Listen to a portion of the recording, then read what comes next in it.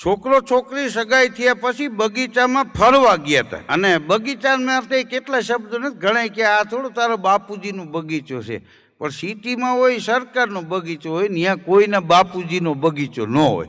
તમે ઘેરે બગીચો બનાવ્યો હોય એ બાપુજીનો બગીચો કહેવાય. રેસકોર્સ જાઓ, આ લો ગાર્ડન જાઓ, આ કમકમાટી બાગ જાઓ.